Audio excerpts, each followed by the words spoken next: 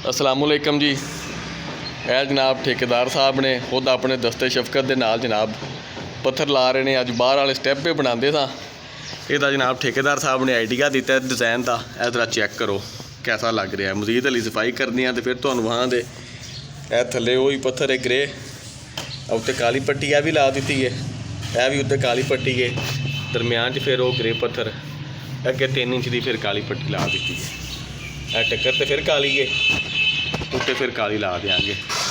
तो इतने दरम्यान भी कोई इन्होंने सोचे है डिज़ाइन वो भी इंशाल्लाह बना के तो नाल तुहानूं वो भी विखाने। यह सारी है बच्चे की मेहनत है। यह जो मुस्करा रहा ना परां नूं मूँह करके यह सारे ये आइडियाज़ होंगे ने। सारा ये दसदा कि इंज कर दिओ तो फैशन के मुताबिक हो जाएगा कि नहीं। इम्तियाज़ ठीक कह रहा मैं बिल्कुल।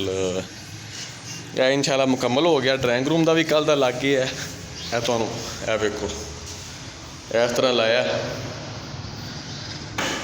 पटे वाली डिज़ाइन इनू आखते हैं। जिस तरह देसी गल है जिस तरह मंजी होनी चाहिए है पटे वाली उस तरह अनवार वाली मंजी वाला डिज़ाइन है।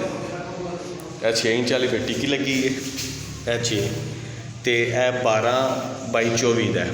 ठीक है 12 फुट चौड़ा है 12 इंच चौड़ा है तो 24 इंच जो लंबाई यानी कि फुट 2 फुट का ऐप है तो 6 इंच वाली जनाब है टिक्की बिच लग गई है।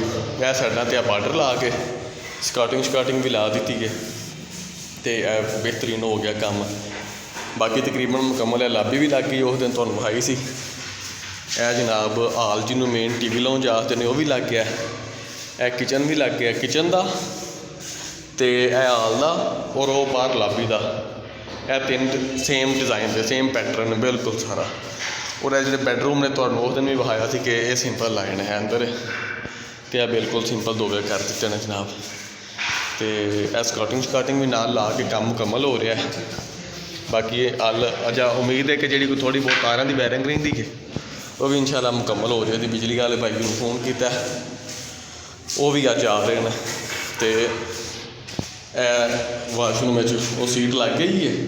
बाकी यदि फिनिशिंग रही है वो भी इंशाल्लाह जल्दी मुकम्मल कर लेंगे। देखो